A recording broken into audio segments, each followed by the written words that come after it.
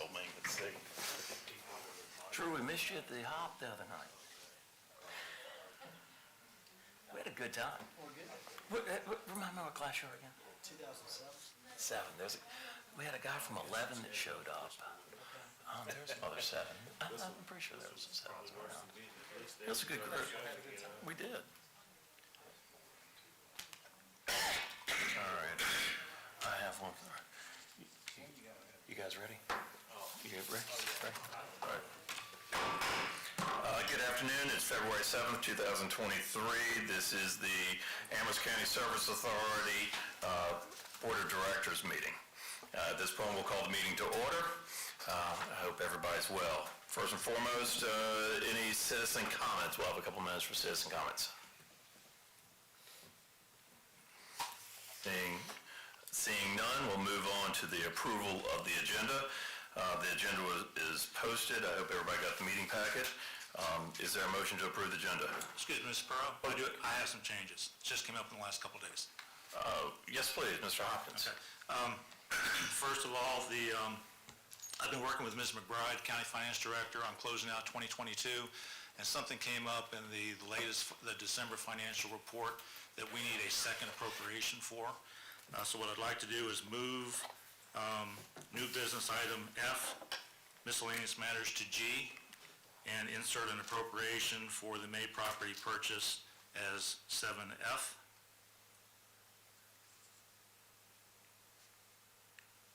And on new business 7A, that's really, it's not a complete title. It should have been Gateway Sanitary Sewer Project and James River Raw Water Intake Funding Project, or update.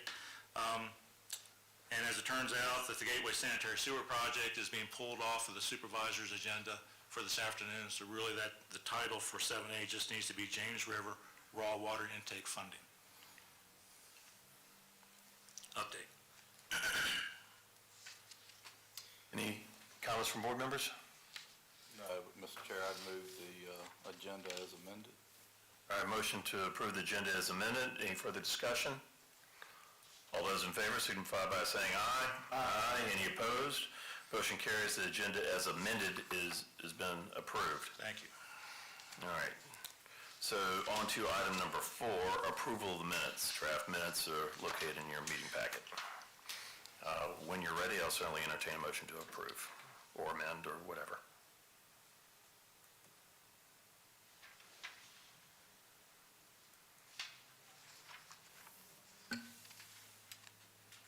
I'll make a motion we approve.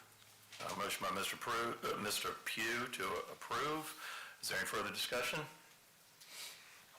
All those in favor signify by saying aye. Aye. Any opposed? Motion carries.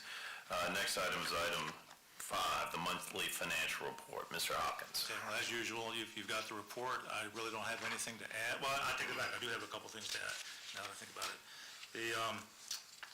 You'll note that we didn't, if you look at the final sales figures, especially for the water department, and the overall revenue figures, they don't look very good.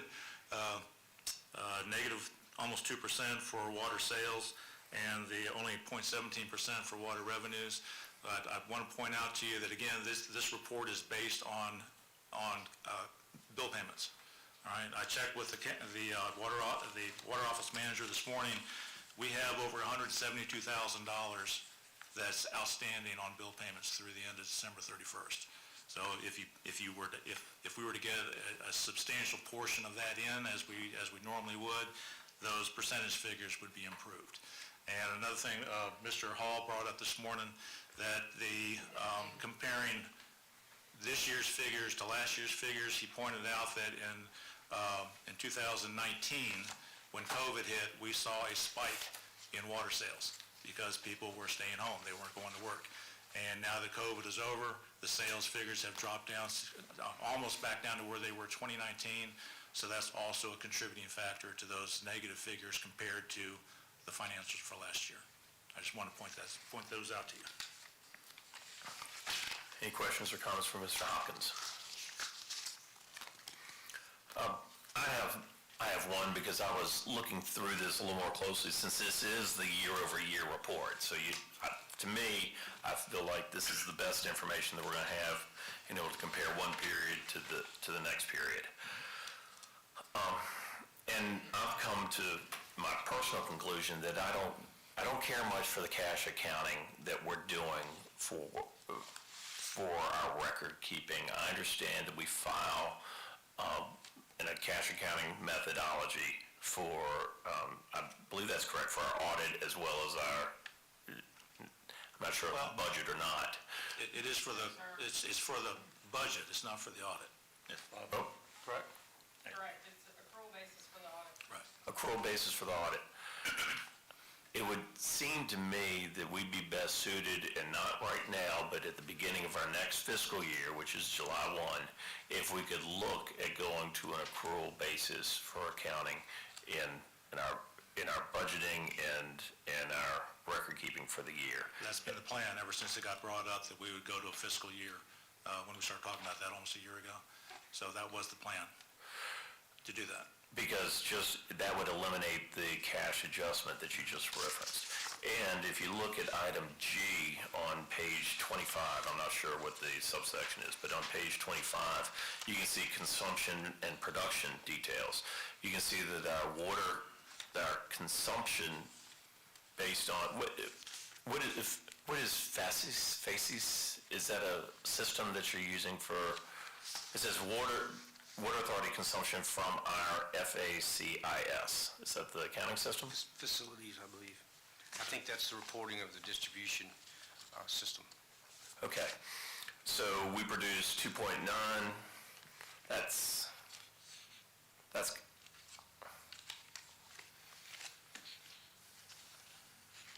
that can't be right. I don't know what 2.9 is. It's 2,953,693 gallons. Is that for that? That might can't be be in for the cubic year. feet. Might be in cubic feet. Excuse me? It might be in cubic feet instead of gallons. Maybe cubic feet, Yeah. okay. So is that our annual, well, whatever, is that our annual figure? I'm sorry, I'm not sure which page, It's page you're looking at. page 25 of the PDF. This is in section G, under billing. Consumption, production, section C. Section G.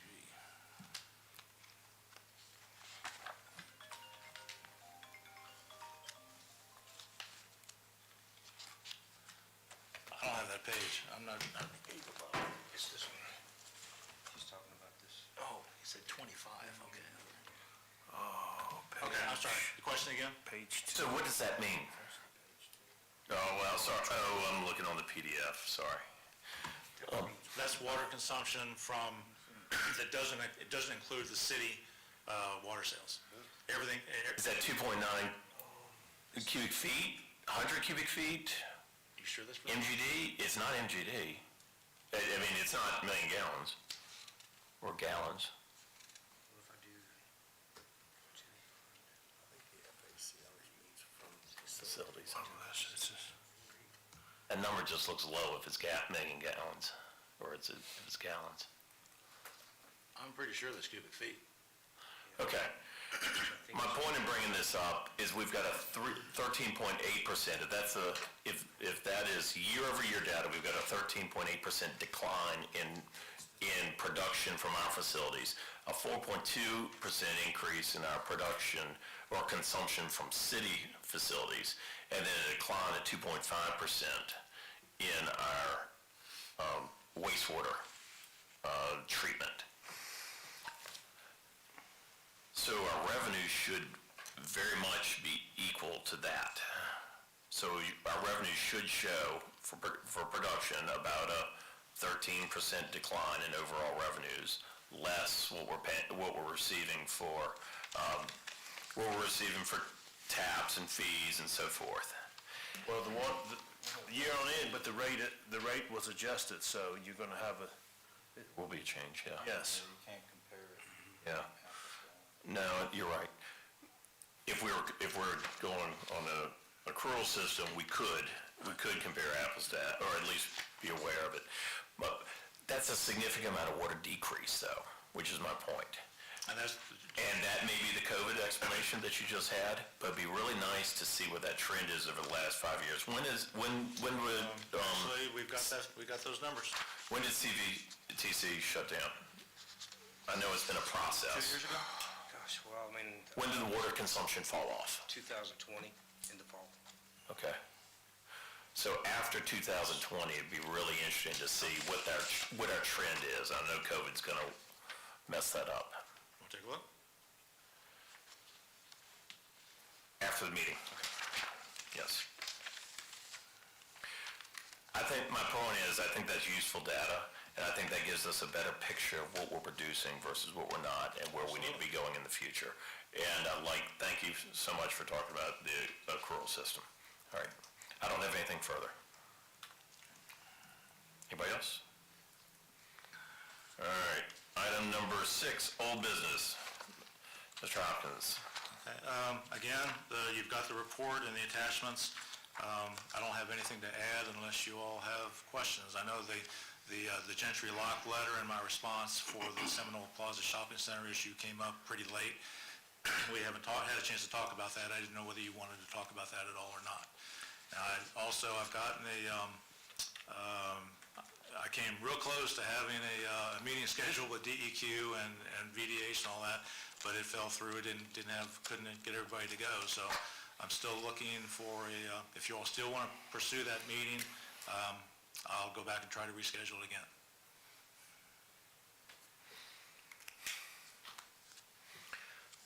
Board, what's your pleasure? For a meeting with the DEQ? Let staff handle it, or Well, do you think? I originally requested that meeting when I was the chair. I think what we have is basically we have a sewage overflow, right, that is getting onto other property owners' land. Isn't that really a DEQ issue that they should be enforcing? That's what everybody's been saying all along. DEQ maintains that, it's an environmental issue, so it should be theirs, but I've talked to 3 or 4 people from DEQ at different times, and they refuse to take ownership of it. Then yes, I would request that we still meet with them. Board concur? Board concurs, please keep it on the schedule, sir, or try to get it on the schedule. And preferably for this meeting time, maybe next month. Okay, was there anything on the Gentry Lock letter or my response, since we hadn't talked about that before? If not, it can wait till later.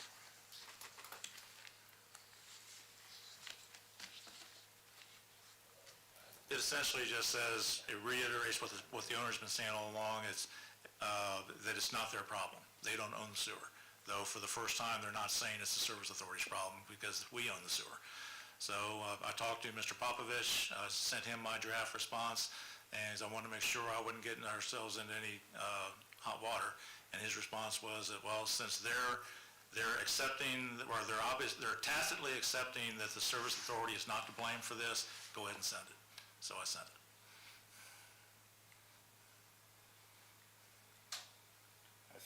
So it's not our sewer line, right? That's correct. According to Gentry Lock, and according to you. According to Henry Lanham and the records I've seen, it's never belonged to us. Correct. Thank you. Any other questions on this topic, or thoughts on this topic? All right, we'll move on to the Assistant Directors Board. Oh, excuse me. Where did we end up on the Westvale Court design? I know we talked about that. The design's done. I'm this close to getting the easement. Thank you for your suggestion that I bypass the engineer and go directly to the owner. His own engineer was not sending him the information. He had no idea what was going on. So I met with him. We went over it, and he wanted to wait until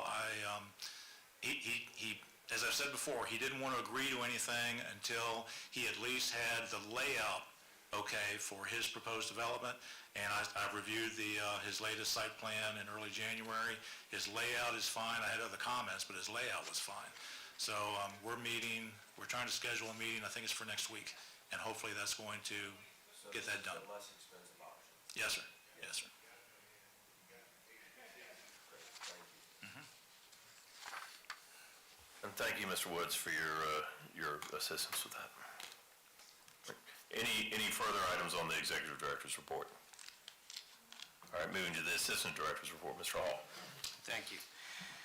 On item number 1 on page 46, I just wanted to bring out an interesting fact. We had a pretty good success rolling out, sending bills on email, over 1,000 customers, and our postage was dropping because of that. Now we're seeing the customers kind of slowly, one by one, asking to get paper billings again. So our postage is going back up. It's kind of reflective of our community water system out there. But we're still entertaining or trying to get to doing away with postcard billings. It appears that this time it's going to be more expensive to go that route, but we have further information coming on that.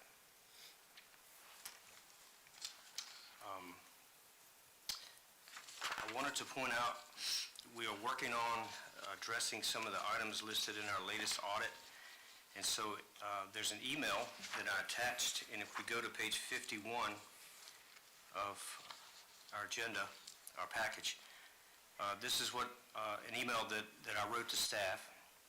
It says our inventory count of specific parts is now reduced from 190 to 197 in lieu of 341. Obsolete items should be removed from inventory. There's been substantial effort to purge obsolete inventory on hand.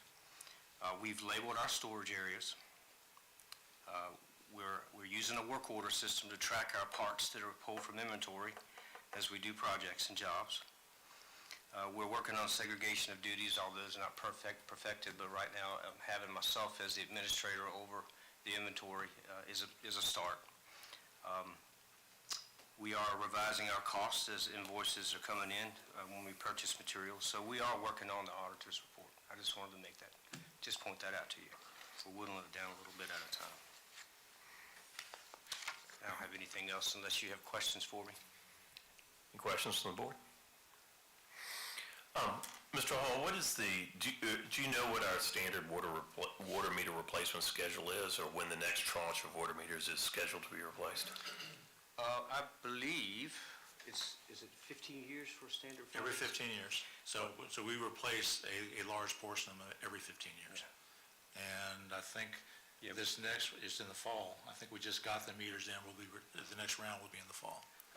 But I will tell you that there's been there's certainly a speed bump on that because of the lead time on meters. It takes at least 8 months or longer just to get an order of meters in now. And our carrier has even been changed, so. Would it be worthwhile to hold off on that order to determine whether or not you should get AMI-ready meters?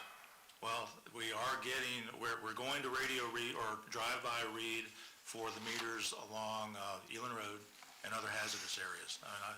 A year or so ago, I was driving down 163, came around a curve, and almost ran over our meter reader. And I decided right then, we got to fix this. So we've ordered, I think, about $50,000 worth of drive-by radio meters. And we're going to start putting those in the fall. And that initiates a 20-year program where we will do about $50,000 a year of replacing them. So in 20 years, we'll have them, we should have the whole distribution system on drive-by. And then we will, at that point, we'll just repeat the whole process again. Are they convertible to AMI? I'm pretty sure they are, yes, sir. That'd be great. We looked at AMI and the cost of the transmitters and everything else, it was just exorbitant, and I just figured we should do this interim step first. I think that's wise. And the faster we could go to an AMR, so that's the automatic meter read, so that is the drive-by technology that allows proximity reading of the meters. But most of the meters that you can get that do this are convertible to be automatically read from radio locations, normally set around water tanks and so forth. They can get hourly reads. And it's a very efficient way to monitor your water system use. I think it's the right way to move towards the future. Yeah, but once you have 50% of your meters True. ready, then it starts saving significant time. We had another speed bump on the meters also because the supplier that we've had for decades, Census deleted them from from being one of their vendors. And so we had to go to a different vendor to get the meters. So that was also typically we start replacing meters in the spring, but those two things have just combined to put us off till the fall. Thank you for the update. Any other questions, thoughts? Okay, if none, moving on to new business, item number 7. First one is A, the James River raw water intake project funding update. Yes, sir. We've got R.T. Taylor from Davenport and Paul Jacobson from Sands Anderson, who are going to give you an update on the funding for that project. R.T. may also touch on the Gateway Sewer project. I don't know. Good, good. Just a quick question while he's passing those out, Bob. You had been working with the engineering firm on some possible cost-saving measures. Is that I'm sorry, what's that? cost-saving measures on the design and construction of the intake? Did we get anywhere on that? No, I figure we should wait on that until, we'll talk about the RFP that's going to be issued for that. For the time to do that was when we have an engineer on board, and we can start talking about those things. Good afternoon, R.T. Taylor from Davenport. Thank you for having me here today. What you have in front of you is the same thing that you have or should have in your board packet. It's a brief overview, again, of the bank results we received last month. Webster Bank came in with the low bid, and you'll see in a minute how that sort of shakes out. But we're here today to ask for your approval through adoption of the resolution and the form of financing documents to proceed with the interim funding tied to the raw water intake project. So with that said, I'm going to go ahead and just flip, if you would. Page numbers are in the bottom right-hand corner. I'm going to flip to page 4.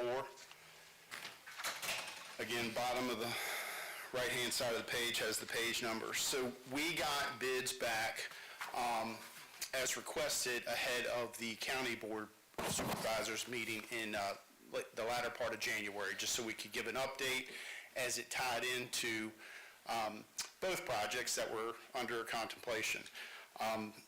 This is what we received. We received 8 proposals from 8 different banks.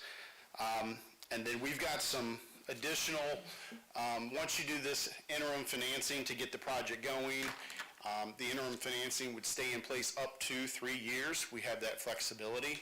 And it's also part and part with not just giving us cushion should the project get delayed along the way, but I think that gives us enough cushion at 3 years.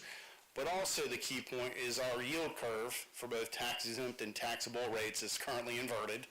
So I was explaining this earlier. We actually went out at the same time as the Amherst County Service Authority's RFP for another locality doing some water and sewer projects.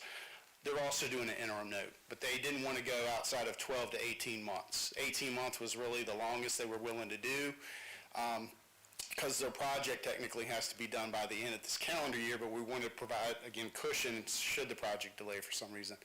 And the rates that they got on the 12-month were actually 20, 30 basis points higher than what they got on the 18 months. So why am I explaining somebody else's results? Because I think it is wise of us to also reach out here for 3 years, even if we only need 18 months ourselves to get the project completed and before we do take this out on a permanent basis. So you'll see on the next couple pages how the rates stacked up on page 5. Webster Bank came in again with the lowest all-in rate. That would be a fixed rate of 3.76% for all 3 years. So you're just paying interest. The principal would come due at maturity in 3 years. You have the ability to prepay it in whole or in part. There is a 1-year no-call, but we don't expect the project to be completed within 12 months. It should go longer. And there is no penalty once we go to pay it off, okay? The First Citizens came in with a cover bid of 4.02% if it was done on a BQ basis, and Truist did as well. Turning to page 6. And I'm sorry, RT? Yes, I'm sorry. What's, I'm not familiar with the BQ or Oh, I apologize. NBQ. I'm sorry. Bank qualification versus non-bank qualified. If something can be treated on a BQ basis, not all, but some banks can be more aggressive with their bids. It's just the tax treatment they get from their investment perspective. Thank you, Mr. Perro. Sorry for glancing over that. Thank you. Yes, sir. So on page 6, what we wanted to do is just give you a order of magnitude of what the interest would be for the first year for a complete, call it 1-year period for interest at 3.76% on $7.5 million. Looking at the raw water intake line there, that'd be roughly $282,000 per year. We can ignore the gateway sanitation sewer portion for now. As we understand it, that's going to be deferred for now. I just want to point out that we confirmed with the top proposers that they would be willing to show up again at the appropriate time when deemed so. They might have to refresh their interest rates, which may go up or down depending on the market. But they're usually, once we identify that timing, that appropriate time, we could reach out to them for that refreshed rate. And the proposed terms would basically stay the same as what they've indicated. They would just have to refresh that rate at that time, and then they'd be able to lock it in for 30 to 60 days, depending on the bank. So Webster, in particular here, being the recommended proposer for the raw water intake, has come out right and said, we'll be here when you want to do the other piece. If you want to turn the page to page 7, going to my point a minute ago, we're going to have this interim funding to get the project going, make sure we meet the deadlines to keep our permitting in place and get the project completed in a timely fashion. Then we're going to come back at some point in the future and take out a permanent loan, okay? And we wanted to give you some kind of order of magnitude on what the debt service on the long-term portion would be. So again, the short-term interim financing for the raw water intake, that second main bullet is broken into 2 pieces. The short-term interim financing, interest only during construction, is roughly $282,000 a year, interest only. So that's the first 2 or 3 years. And then when we put in the long-term principal and interest payments, that would approximate roughly $530,000, okay? And this, again, is one of the 2 mandated projects y'all currently have identified on your, call it your 5-year horizon. So this is the first chunk, and you might recall we had $5 million about a year and a half ago when we did our last annual report. Our understanding is we'll be going to do that this spring again, based on shifting y'all's fiscal year from the calendar year end to June 30 year end. So that annual report got delayed in the fall to the spring. So anyway, just wanted to give you a little bit of perspective on that. Again, this is only a current market look on the long-term piece at $530 a year. We wanted to give you some kind of order of magnitude in the way of a sensitivity. If you look at line 9 below in the gold, again, for the $7.5 million, the current market at $367, your annual debt service payment on that would be roughly $527,000 a year.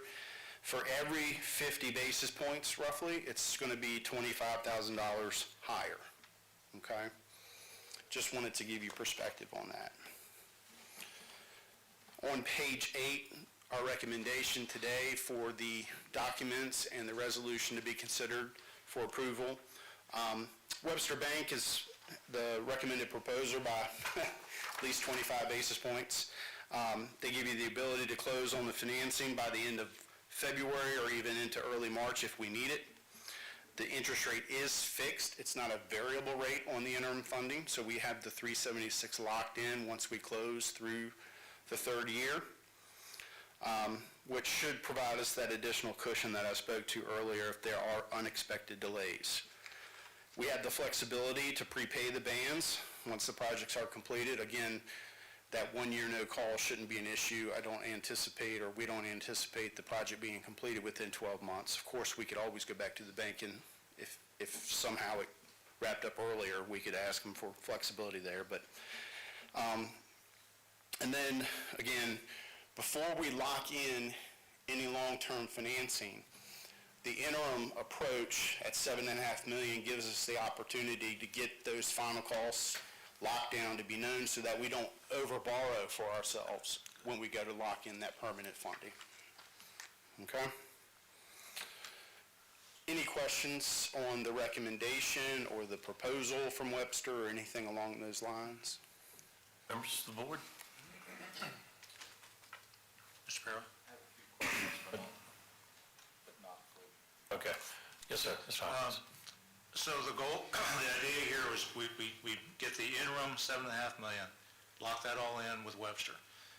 By the time, within less than 2 years, we'll know whether we have been able to cut down the project cost considerably. And hopefully we can, because I mean, that $530,000 a year is a bite. Yeah, that's my concern. Where is that amount of money gonna come from? I mean, do we have that available at this point in So time? that's been built into the pro forma. Right. And that's how we do the report each year, is setting the rates to cover the projects. So that debt service, again, we've folded it in, we've shown what the interest rates, not interest rates, excuse me, the pro forma rates have to be on the system to cover that. So that's not over and above what you've previously seen. And one other thing I did skim over real quickly, when we close, or assuming we close on the interim financing for the raw water intake project, again, the rate being $376, I just wanted to point out that those monies will be deposited into the Virginia State Non-Arbitrage Program, which is earning roughly 4.75%.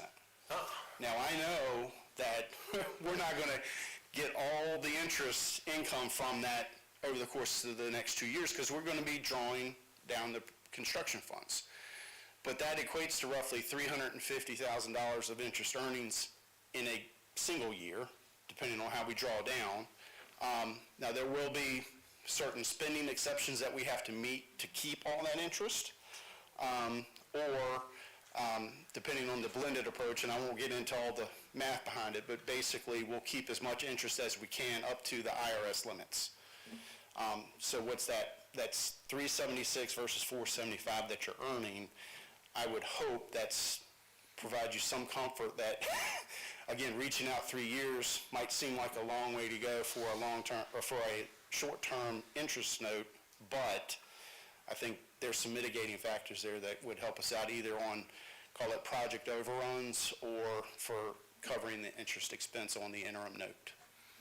Okay, and Mr. Taylor, correct me, going back to Mr. Pugh's point, correct me if I'm wrong, but I think you told me a couple weeks ago that the additional $3 million would require us to increase what we would expect to be our rates percentage by about 1% each for water. Yeah, so Is that right? anticipating that question, we had rerun the model.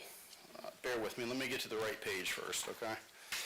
If you look back at page 12, okay? And I'm just going to talk to the first main bullet and the two sub-bullets under that. Or excuse me, hold on one second. Let me make sure I'm looking at the right thing.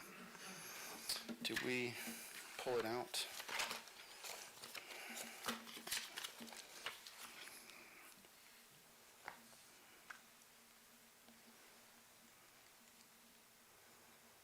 Yes, that's right. So back last fall, the pro forma was based on 4.38% on water and 5.38 on sewer, and dropping in that additional, basically $3 million that the $5 million had been assumed. And then the engineers came back and said, well, the way things are coming in now, we'd like to make that cost estimate $8 million. To break even on your pro forma, it would be 5.9 instead of 4.38, and 6.9 instead of 5.38. Does that make sense? So we adjusted our baseline from what was adopted last year. Now, again, we've got to update the annual report this spring based on updated financial information. So just want to caveat that a little bit, and, I think we want to at least have a chance to revisit what those are going to be before y'all adopt any new rates going forward. But I think if you stay on track with what, at least, if you're going to hold the line and be consistent with what was adopted last year, that's a good start. If you want to add some cushion in there, you could do that as well. But we won't know till we have everything updated and all the new numbers in to model up. Questions or comments? What is the length of the term? 3 years on the interim note. 3 years on the interim note, but what about once you get the permanent? What is the? So we're assuming 20 years. 20 years. But, and we've done that conservatively, and it's not, this is water and sewer infrastructure, right? It's longer lived than 20 years. If we go through like a Virginia Resources Authority state pool program, we can do upwards of up to 30 years. And that matches the useful life of the assets, but for purposes of modeling, in order to keep the banks in play, if you will, we've always chosen 20 years to model this stuff up for, because it makes sense to us from our perspective to make sure, are the public markets most efficient and effective, cost-effective, or are the bank financings? If we need to, we can always go through VRA and stretch it out 25 or 30 years if need be to make that 530 come down some. Does that make sense, Mr. Pugh? Okay. Got a few questions. Yes, sir. Actually, some of them might be for you, it might be for Bob, it might be for Mr. Bryant. So, some days I get it better than others, so I'm just gonna ask the question. So we've got really two projects here, right? The raw water line project that DEQ says you have to do, and that's $7.5 million, right? So my understanding is that the service authority would go out and borrow that money, right? The board of supervisors over here would back it, right? But it would be paid for back out of our rates, our water, our sewer Yes, sir. payments that we get. And you've kind of figured that in, Yes, sir. that we'd have enough to pay that. And on the raw water line, after everything's said and done, we'd be making basically about $552,000 a year in payment debt. That's current market plus 50 basis points. Current market would be 527. Okay, but Yes, sir. that much a year. Yes, sir. Okay. So that's pretty much set, DEQ saying mandated, gotta do it. And I think last meeting, you had some ideas about how to maybe fund that differently, but we said we do need to move forward with design, right? Okay. So now over here, on the other hand, we've got this Gateway Sewer project, which is $3.5 million total. The board has already set aside $1 million, so we're talking about $2.5 million. Who would be issuing that debt? The board or the service authority? Service authority. Service authority. Yes, sir. So we'd be backing that, or? Yes, sir. would we be paying it back? Number one, first and foremost, to answer the question, are you the county, or would the county be supporting it? To Okay. use an example that was used previously, the county has been and would be the co-signer, thank you, would be the co-signer. Okay, so if, for some reason, and the way it's always been, basically, when you do pieces of debt, the county adopts a support agreement behind it. Right. VRA, the VRA pool that you're in, VRA required the county to provide that support agreement. So you'd be behind it.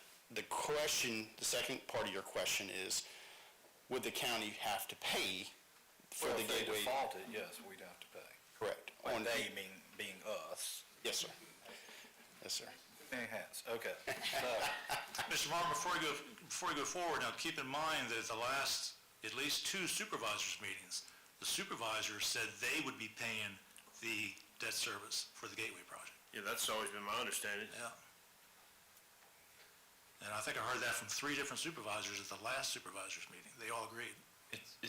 So it's basically the authority acts as a funding agent Right. to an implementer of the county's project. And what on I their would behalf. assume would happen is that the invoices for the debt service would come to us, and I would forward them to Ms. McBride. So you'd be issuing the debt, but the board would be paying for it. That's the way we've been talking about it for months. Well, That's the way I've understood it as well. I mean, because if, I made the point in the meeting, at the Board of Supervisors, if you're gonna build this, then the whole county would actually benefit from the fact that you'll get additional tax revenues off of it. So, and it pretty much was consensus, because I don't think you need to put it all on the ratepayers, because it's gonna be, quite an increase probably in the billing in the next few years if we do this, and I don't support that one bit. I think we've already fleeced the water ratepayers quite substantially over the last few years with 5, 6, 7% increases on these water bills. okay, but I'm not sure if the board has ever said we're doing it. We might have discussed options. Mr. Oh, as Ryan, far as doing it, yeah, we've never said we were going to. we were gonna do it. Ms. McBride, do you wanna say something, please? Yes, I do. Thank you so much. I would suggest we wait to talk about these because we haven't brought all the options to either you all or the Board of Supervisors to decide how it's going to be paid. Excuse me, to clarify, wait till we talk about the gateway funding. The Gateway funding project, not this one. This one, do as you please, but the Gateway is still up in the air, and that's why we asked to pull it off. You know, we pulled it off of this Board of Supervisors because we're not ready to present all the options All right, yet. but I'm getting to a point. Please help me. In your staff report to us, you mentioned, Mr. Hopkins, that as part of the Gateway sewer project, it's also replacing a 20-year-old wastewater infrastructure along River Road that is nearing the end of its anticipated service life. Okay? Is that separate from the extension to the development? So does that need to be done regardless? or- It's a confusing issue. This whole thing came up with the Morecambe development. And we were trying to find a way to use, I guess, was it ARPA money? Or CARES Act money, some CARES kind of Act money? money, but they've changed the rules now, so it doesn't matter. Now, see, the rules back then, you could not use the federal funding for economic development. So I went back and looked, saw this 20-year-old wastewater infrastructure that serves about a dozen homes, and said, okay, well, that's how we fix it, because they will pay, you could use the federal funding at that time to replace existing wastewater infrastructure. Okay. So we did that, and then, as Ms. McBride That's just kind said, of they play changed the on. rules later. All right, one last question for Mr. Bryant, or it might be you. So, my understanding, and I know we're trying to separate out the DEQ, the gateway sewer, but I have a point. If we did get the DEQ grant or whatever, is that reimbursable or is that cash up front? I would have to verify that, but the idea was, I mean, we applied for the whole project, and that we would pay back this debt on the Gateway if we got it. But, Okay, so, but you gotta have the money up front. right, and I have to go back and check with Sophie on that because I don't know exactly. She did all the application, thank goodness. That's an important piece of information. Well, that's why we're waiting. So, I mean, there are ways to do it. The payment has to be done by the Service Authority. The board would have to adopt a appropriation to the Service Authority. We could not write the check for them, that kind of thing. I mean, there's a lot of things to line up. So, thank you all very much. It was very helpful. So,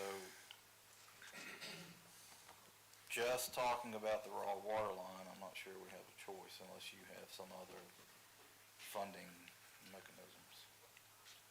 I think so, but it will take time to develop, and I really like, because RT answered my question about, I was trying to figure out why this wasn't a line of credit, so you only paid the interest on what you used, but if it goes into the, what did you call it, the Virginia Arbitrage Trust? Virginia State Non-Arbitrage Program. It's like a mutual fund, daily liquidity.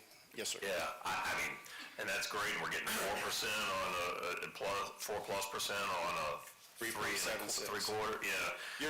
You're able to earn in today's, today's rate is at 4.75 as of February 6th. So that's the last time they posted. It hadn't been updated for days in yesterday, or today.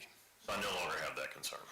All right, so, I'm a very simple person, I'm sorry. So we go out and we borrow this money, and it goes to this state funding, right? And it kind of sits there and we draw on it. Yes, sir. So if we borrow this money, we start drawing to do the design for the raw water line, and then you come up with another way to pay for it.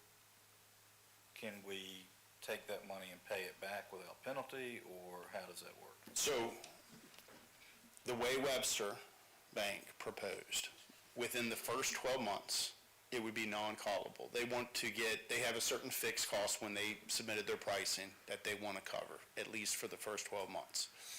After that 12-month period, we can prepay it in whole or in pieces, what we call in part, and there's no penalty. So I think the whole point of doing, where we go back and we were discussing the interim funding approach, it allows some of those other variables to evolve over time, so we know if we have other grant monies available that can help buy this down. Patient, and I appreciate you. Yes, sir. And another key point that I thought that you brought up is if the Gateway Sewer Project were to advance in, I guess, a certain window of time, then Webster, the preferred or the recommended the bank here, would be open to adding that to Correct. bond amount. Paul can correct me if I'm wrong, but basically, you'd have to paper a new bond, or bond anticipation note. So it couldn't be, it wouldn't be in a launch to the current note, it would be a completely separate note. But they would honor the same terms and conditions, it sounds like. Same terms and conditions, but that's been the indication, but the rate might have to be, and who knows, I mean, a couple months down the road, their pricing might, depending on what the markets do, it could go up or down, right? But anyway. Okay. They said they're not gonna walk away, that they know you want to do it, or you're thinking about doing it. They've already proposed, they've committed the resources to go through the credit underwriting process. Another $2.5 million is not going to prevent them from coming back. Right, so, do you have another question? So I downloaded my agenda last week. I'm working off of that. I'm looking at resolution number 2023-A-002-R. Is that specifically and only for the raw water intake? Yes, I saw that term in there. I just want to make sure we didn't have that. Yes, sir. Yes, so I'm Paul Jacobson at the Sands Anderson Law Firm, your authority's bond counsel. So help you all issue bonds and borrow money when it's that time, and of course, that's what we're talking about today. So yes, resolution number 2023-A-0002-R concerns only the raw water intake project. The thing I'm looking at says Gateway Project. Okay, so that would be a different resolution. There are two resolutions, I see it on mine right here. and so, which are very similar, but they are different, and Mr. Martin, we separate. split it up purposely into two different resolutions so I that... got it. You got it, okay. So, Yeah, see, y'all say page 70 because you're looking at the entire packet. But when you Yeah. look at it in the civic clerk, it breaks it out into Yeah. individual. and I apologize for the number of pages, but these bond deals and note deals, there's a lot of documents. So that resolution is substantially final, except for, there's three blanks. One is the name of the lender, so if you all chose Webster Bank, the recommended lender, that would be filled in right in front of lender on the first page. Their proposal is dated January 12th, so that's the date that would be inserted in the line right above that, January 12th, 23. And on the second page, in section 2, the interest rate, the annual interest rate is blank, that would be 3.76%. So, 7.6. There's a few and get you. If you turn to page 4, is it 4, I think? 3.76. That one right there. I like that one better. Yeah. Okay. Okay. Where is it that it's wrong? Oh, on page 7, like on this, it's estimated short-term, long-term debt service, page 7. Oh, that, you're looking at the long term? Oh, that's the long-term, yes. yeah. Oh, up top is 3 point, I Yes, sir. got you, thank you. It just so happens the 20-year estimate is actually just the transposition of the last two digits. All right. All right, before we pass this, I just want to get Mr. Hopkins to give me just a brief synopsis on the intake, raw water intake, so I can explain this to others in the community as to, why we have to do this, and can you just, a brief synopsis? I'll try. All right, the drought of the early 2000s, we had put an emergency intake on James River. And after that, we went back to, Dan, the previous director went back to to DEQ and wanted to get it added to the permit that we could put a tertiary permanent intake on James River. And as part of that, same permanent, another permanent condition, related permanent condition, was that we'd be allowed to put a concrete impoundment dam at Harris Creek, which would help us get water out. So the DEQ approved and issued that permit in 2010 with the requirement that the raw water intake on the river be complete and operational by May 7th of 2025. And I've been working with Hurd and Profit on this for a couple of years, and we're in agreement that it's probably going to take close to a year to design it and a little over a year to construct it. So we're at a point now where we really have to start this. And later on in this same agenda, you'll see I've got the request for proposals for engineering services for design of that project. Okay. Was the idea that we were pulling too much water out of Harris Creek? That's the reason DEQ agreed to it, because they want to reduce the amount of water that's coming out of Harris Creek to protect it. Or said another way, you've got to have a certain flow of water remaining in Harrison Creek. We can't suck it dry. And that's what the Amherst County citizens should know. All right. Okay, so I would entertain a motion to adopt resolution number 2023-A-0002-R, which is a resolution of the Board of Directors of Amherst County Service Authority approving issuance of a water and sewer revenue bond anticipation note in the principal amount not to exceed $7,500,000 and providing for the form, details, and payments thereof. Further detail in the resolution, we will add that the proposal was dated February 7th, Or January 12th. January 12th, excuse me, thank you. That is from Webster Bank, that's the designated lender, at a rate of 3.7%. 7.6. 7.6%. I saw it, I just didn't say That's it. okay. That's your motion? I'm requesting a motion to that, so you guys don't have to repeat it. Motion by Drew. And Mr. Wade, thank you. Motion by Mr. Wade. Any discussion, further discussion on this?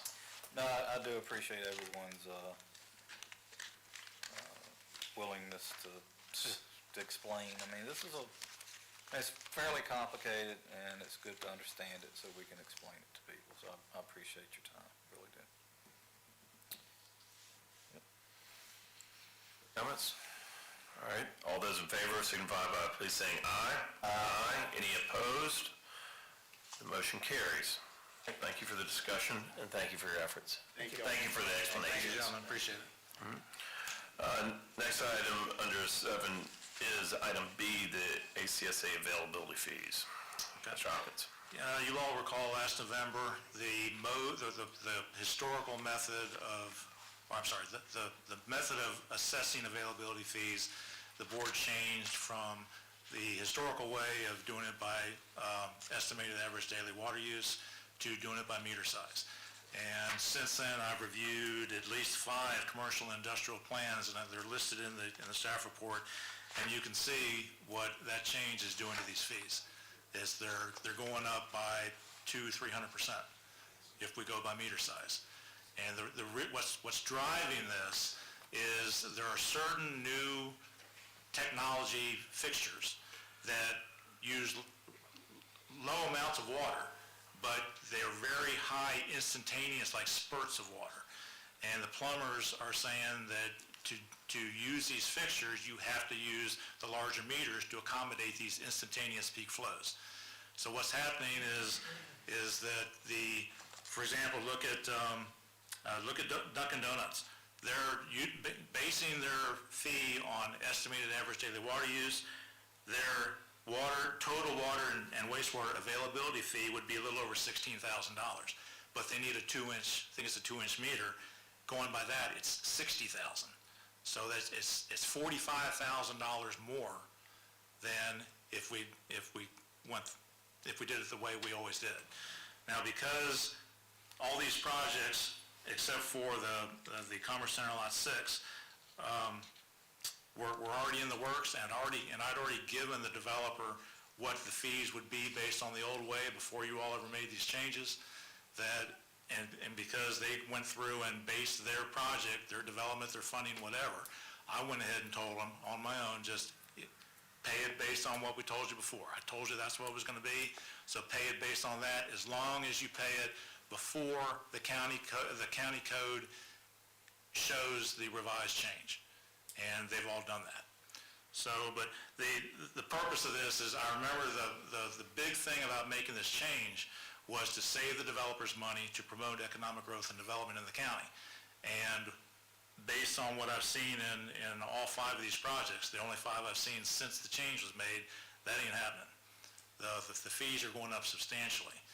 Now, what I would recommend is that we go back and revise the code again, put the previous language back in there, leave the meter size in there, and just add in that the Service Authority will calculate the fee both ways, in whichever way the developer wants us to go, that's what we'll do.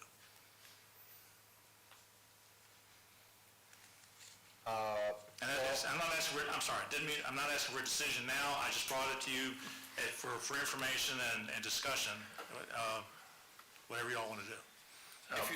I'm sorry. If you look at the medical clinic, though, it's less, right? The Monacan Indian? Yeah, 250 based on the old way and 120 based on the meter size. Yes, sir. But again, if you look down at the asterisk, that's because of the peak flow that the plumber is saying. He's and the engineer, he's using what I thought is I can't see a medical clinic using 9,200 gallons of water a day. Well, I will say, I know that this board and Mr. Perro put a great amount of time and effort into discussing this. So I would need a lot more information before I would support just going back and changing it. You mean just more examples? Or what kind of information? How did we make such a drastic mistake? I mean, I thought our understanding was that it was actually going to be reducing the fees. So what happened? Were there wrong numbers, wrong calculations? I mean, how did we get here? That's what I want to know. Well, if I can interject, I think if there was a mistake, what should have happened, of course, this was all being driven by the Patel project. Sure. The great big project. And my personal feeling was, rather than change the code, what we should have just done is gone back and just said, hey, this kind of a project does not fit in with our structure, our fee structure, the way of doing this, and we would just calculate a special fee just for the Patel project. I mean, the idea of going with the meter size it's a great idea. I mean, Mr. Hall and Mr. Perro worked on this more than I did, so I'm not that familiar with where all the numbers came from. But my understanding was a lot of it came from the Bedford County. Wasn't that correct? We did a comparison to Bedford County Yeah. and also one to the city of Lynchburg. At the end of that discussion, when we adopted that, I thought it was my understanding, and based on the studies that we did, looking at Lynchburg, Campbell, Bedford, surrounding areas, that what we adopted, correct me if I'm wrong, what we adopted was in line, and in some cases slightly less, but fairly consistent with what these Cookout, Dunkin' Donuts, and other developers would expect to pay in this area. Is that correct? I mean, we based it on being competitive with the market, and we simplified it so that when people came in to look at this, they would know exactly what they were gonna pay. And I think you're correct. I think that was, I remember that discussion. That was what came out of it. But I think what we're seeing here is that what I've been saying for years, what Mr. French, my predecessor, said for many years before that, is that our fees are lower than everybody around us. They always have been. And it's the problem is not the fees, it's the problem that in other areas, like in Campbell, the developers don't have to pay them. Because the Campbell County gets the tobacco fund money. And in Bedford County, they're getting $1 million a year from the supervisors to help with their debt service. We don't have the ability to get that kind of additional outside funding. So Dan and I, we've always tried to keep the fees low, and the annual studies we do show that we are lower than Campbell and Bedford. And So you want to be in a race to the bottom? I'm sorry? You want to be the cheapest around that can't afford to repair their infrastructure? I want to be a little bit less than them to promote economic growth and development. I think we should be investing in our infrastructure to make sure that we can maintain the services that we have in the area and be attractive for future businesses and have the ability to expand to meet future industrial needs. And I agree And with... plus, we're seeing less development, I think, or I may be imagining this, but I think that I'm seeing much more development pressure coming this way from the city of Lynchburg, and that's tremendous for this county. The amount of work that I've seen on the 29 corridor has surpassed what I've seen in the past year. The amount of work has surpassed the past 10 years. Oh, I agree. I've seen. I agree. I think it's an omen of what's to come, and we need to have the infrastructure protected. These rates are really, these fees are associated with the larger meter sizes. When you have the smaller meter sizes, it becomes very advantageous. So for your regular taxpayer and resident, it's advantageous to do this. For larger facilities, commercial facilities, they're going to be seeing a little bit more if they decide to have a larger meter. They could decide to have a smaller meter, but they're choosing to do something that prohibits that. That's the engineer's choice. I do have one question. For what you have here for the daily water usage for Johnson, Cookout, Duncan, when you calculated those originally, were they all with a 2-inch meter in mind, or do you have No, something it's smaller? strictly based on how much water they expect to use, just the volume of water they're going to use during the day. Factor that in. Didn't matter what kind of meter size. All right, fair enough. And Mr. Sparrow, I agree with you. It hurt to not go back to these developers and say, sorry, the code's changed, you got to pay it. But I'd love to have all this additional money for infrastructure. The reason I bring it up is because what I understood from the last meeting, and we've talked about it again today, was that the reason for the change was to lower the fees for developers to promote growth in this county, and we're not seeing it. I'm just bringing it to your all's attention to see whether you all want, what, if anything, you all might want to do. That's all. I would say there was another one to make it a little more easy to read and understand as well. Absolutely. So that's also one of the things that you get out of this. It's pretty straightforward. There's no calculations that need to be made other than knowing what size meter you're putting in. I would say monitor it, but I have no, I don't think we should rush to change anything right now. Unless you guys do. Too soon. Well, how about we just track it, and I'll just report it maybe every 2 or 3 months, see what's happening. Fair enough. I think every year would be fine. Okay. All right, anything else on this topic, members of the board? Moving on then to item number C, ACSC request for proposal, James River Well Water Intake Engineering Services. Okay, this was presented to you last month, and just preliminarily, and it wasn't finished yet, but of course, we just talked about the funding a few minutes ago, but I just wanted to bring this back to your attention, and as far as I'm concerned, the RFP is ready to go, and I'm looking for direction to proceed. I'd like to advertise it and send it to all the engineers that I can think of that might be able to do this work, so we can try to get this on the road. Why do you need board authority to handle what I see as an administrative task? Because it is such a big project involving such a huge amount of funding. I didn't want to take that without your all's approval. But we've approved the budget and the budget plan for this, right? Not for this specifically, no. I agree with Mr. Perro. I mean, I think we've approved doing the project, funding the project. I Okay. think,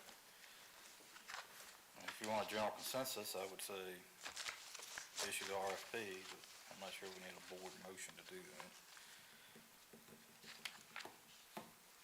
My only question, whether or not you have to, legally, that would be my concern.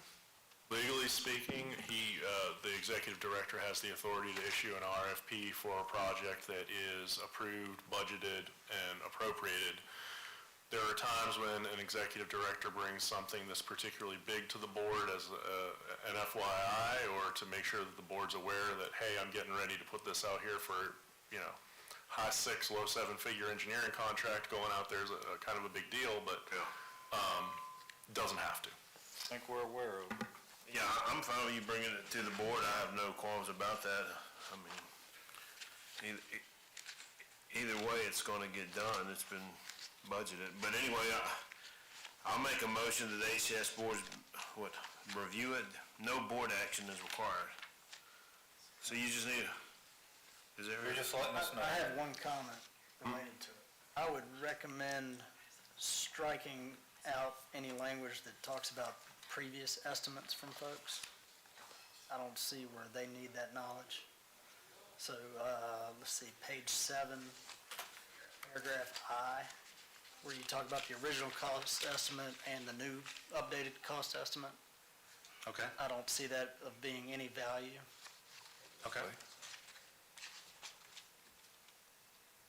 But aside from that, that's all I have. All right, any other comments? Are you referencing the civic clerk page numbers to help me out a little bit? That's what I'm using. So by consensus, drive on the board? Nodding head works. All right, that's your instruction, Mr. Hopkins. Thank you very much. Would you please share the RFP with me, and I'll send it out to my network as well?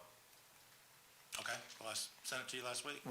When you're final and sure. made the corrections that Mr. Wade Okay. said, when it goes public, please, if you'd include saying it to me when you send it to your engineering I contacts. sure will, thank you. Thank you.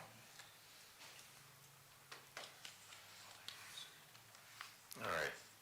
Item D then, the SCSC Master Plan and Scope of Services. I see this as the same situation. It's not really. This is not a completed RFP. I'm looking for, this is something that the board asked for last year, and I've got an RFP pretty much drafted up, but I have never worked on a utility-wide master plan before, so I just put everything in a draft scope of services I could think of, and I don't know what you all are thinking you want to do, and what you might want to add, take out, change, whatever. So and again, I'm not looking for an answer today. I just wanted to bring this to you and ask you all to look at it and get back with me with any changes to that scope of services, and then I'll try to bring back the finished RFP. Well, I guess I won't need to, but I have it ready for the March meeting. Okay, we'll review it and provide comments back within about 1 week. Is that okay, members of the board? Thank you very much. And I don't need them that soon. Before the end of the month will be fine. Let's get it moving. Okay, that's fine. All right? No, I'm sorry, can you send an email to remind us to do it Yes. within a week? Yes. That'd be great. Thank you. Okay, moving on. Item E, appropriation for the 2022 workers' compensation insurance premium. Yes, sir. As I said a little bit ago at the beginning of the meeting, Ms. McBride and I are trying to close, or Ms. McBride is trying to close out 2022. And on the last report, in mid-January, she sent me an email about an invoice for the workers' compensation insurance bill for 2022 that was never sent to us, never got paid. And now I think 2022 is closed out, so I need an appropriation to be able to pay that bill, to make sure that we continue to have protection for our employees. So as I'm looking at the agenda item here, so that 1922 is a typo, it's 2022, or to pay a 2022 workers' comp insurance premium that was not billed Right. to ACA in 2022. Correct. Okay. So please make that correction when I get us minutes. So there's sorry, I got hung up on the 1922. I was trying to figure out if that was like an account of something. So you received the bill on the 13th, so this is really about, it's a timing issue. Right. Okay, Yeah, that's all it is. all right. So there's a recommended motion there. Is there a motion from this board? I'll make a motion that the ACSA Board appropriate $20,000 from ACSA Financial Reserves to pay the 2022 workers' compensation insurance premium that was not billed to the ACSA in 2022. Any further discussion on that, on the motion? Motion by Mr. Wood. Hearing none, all those in favor signify by saying aye. Aye. Any opposed? Motion carries. Next item is item F, another appropriation. Yes, sir. You all recall the property that we purchased up near the reservoir from the May Family Trust. You all approved that and directed me to go forward in October, and I actually drafted up an appropriation for the purchase, and it just fell into a crack. I forgot to bring it back in November. So now it's showing up, the purchase is showing up in our final December 2022 financial report, and I need to do the appropriation now so I can eliminate the shortfall in that line item. All right, there is not a written motion for this. Is there a board member who'd like to take a stab at one, or do you want me to try to kind of craft it? Do we have the amount? I don't know what the. 35. What do we, That's for the land? What was the amount, Mr. Hopkins? It's $30,000. 30,000. The land was near the reservoir, correct? Yes, sir. I would, unless you want to do it, Mr. Williams, I would make a motion that we appropriate $30,000 Yes. from the unobligated reserves to fund the purchase of the land adjacent to the reservoir. All right, motion by Mr. Martin. Is there any further discussion? Hearing none, all those in favor signify by saying aye. Aye. Any opposed? Motion carries. Next item is item F, miscellaneous matters, sir. Mr. Hopkins. First one, we got a 2021 Water Fluoridation Quality Award from the Centers for Disease Control. Just wanted to let you know about that. The number two, last, I think it was June, I reported on planned water extension projects, and one of them was extending the water main, it's a dead-end water main along Cedar Gate Road to the Winesap Road intersection, and then we've got another dead-end line on Winesap that we would extend to the same intersection and connect them, which would give us better water inflows in the Elan area, provide a backup flow for Elan in case that the line between the water plant and Elan fails, and should also eliminate the need for a water tank in Elan. So you all seem to like that idea, so we've been looking at that. In the meantime, the Monacan Indians purchased Laurel Cliff Farms, about 1,400 acres, a little bit further north of that intersection. And Herb Hicks, who's on I think he's on the Monacan's Indian Council, he contacted me a few months ago and asked about the possibility of a water main extension to be able to serve that. They would rather be able to do that. They want to develop that whole 1,400 acres. And they want to be able to, they'd rather feed that with Service Authority water rather than wells. So I just want to let you all know that I'm talking to him about that. He, about a week ago, 2 weeks ago, he asked if we could sit down sometime in February to discuss that. So I just want to let you know that's coming up, and if anybody on the board would like to attend, I could certainly make sure you get an invite. It is going to be a humongous project.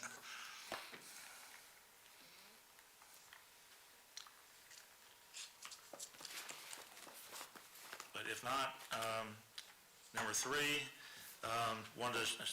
we've got a water treatment operator who just got his Class 3 license in January.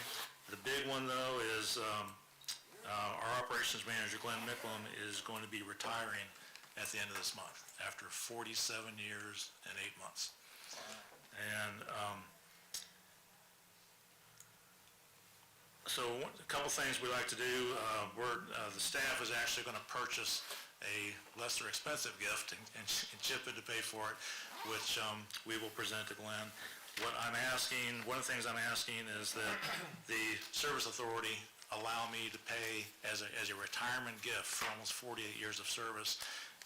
Mr. Micklem and his wife are really big into camping, and they camp somewhere, I think it's over in Rustburg, and their camping fee for the entire season is $1,840. And I'd like to pay that amount for him as a retirement gift. So I'm looking for permission to do that. And also, I'm working on a commemorative resolution, and which I would like, since nobody ever comes to our meetings, I would like to actually present it at the supervisors meeting, so somebody will actually know that he's retiring and what he accomplished, and maybe get it into the newspaper. I'm a bit uncomfortable talking about retirement in packages or awards in open session. I'm not sure. Is that amount inside your discretionary funding levels? Yes, I can do it in the budget. Don't need an appropriation. Is it inside do you have a discretionary funding allowance, I imagine, as well, don't you? Well, everything in our budget is slightly overfunded, so I can always find money to pay for it. All right. So I'd rather not get into details there. I think, wow, that is a tremendous, he's been a tremendous asset to the community through service to the ACSA. I agree with your concept of recognition that if the supervisors or the chair would like to do that at the board meeting, supervisors board meeting, I would certainly be supportive of that and hope that we would all try to attend and congratulate Glenn for his effort. But I defer to you all's thoughts. I don't have an issue with that. Do you? Sounds good to me. I'm good with Please remind us of when that meeting will be. One immediately following this. For Glenn's retirement. Oh, well, actually, and I'm glad you brought that up, we are actually having a retirement luncheon for him the 22nd at 1 o'clock at Marita's Restaurant. It's pronounced Marita's, it's spelled Meredith in Madison Heights on, I guess it's on Isaac Walton Road. Dixie Airport Road. Dixie Airport Road, thank you. Always get those two mixed up. So, of course, you all are invited, and I will send you an email invitation also. It's tremendous. It's tremendous. Okay, and so, do we need to go into closed session to talk about the appropriation?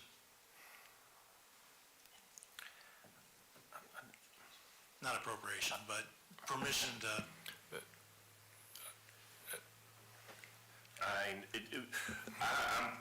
or do I even need to ask for permission? Can I just do it? Mr. Lockerbie? If it's within the budgetary authority, you can just do it. We could go into closed session under section 2.23711A1 to discuss that if that's something that we'd like to do. Certainly in my experience, that would be something that there would be would fall within a director's authority if the person was comfortable sharing, of course, their status as a person who's retiring, because obviously that's something that person might want to keep private, and we have to respect that. So that would be my recommendation on it, is that it's up to you whether you want to have that on your agenda, but at the end of the day, to do the basic congratulatory stuff is within the executive director's authority. I'm tending to leave this in the director's authority, but I agree. you guys, I it's agree. okay. I don't feel like going into a closed session at this point. We've had a very thorough and productive meeting today. Okay, well, actually, I've got one more thing. Yes, sir. And it's sort of related. If you can hand that, Richard, hand that to Turner. This is my 2-month notice of resignation as Executive Director, Board Secretary, and Employee. As Amherst County Service Authority, my last day will be April 7th. Between now and then, I will be finishing as many projects as I can. We've got close to a half dozen construction projects underway that I think we can get done by then. And, of course, I'll be getting everything ready to turn over to Mr. Hall as at least acting director until you all find a replacement. I'm not going to comment on this any further than saying I'm surprised. And thank you for sharing this information with us, and I will look forward to catching up with you privately to understand your decision and talk about next steps. Whenever you're ready. All right, thank you. And that's all I've got. Matters from the Service Authority Board, feel free to comment on whatever you'd like. We got that excuse me, I'm out of order. Thank you, Mr. Wade. The next item was item 8, the citizens' comment. Any comments from the citizens? Hearing none. Back to item 9. Thank you, Mr. Wade. Would you have any other comments that you would like to make, sir? None today, thank you. All right. No. Vice Chair? Ms. Martin? Mr. Pugh? No comments from me. At this time, this meeting is adjourned. Thank you.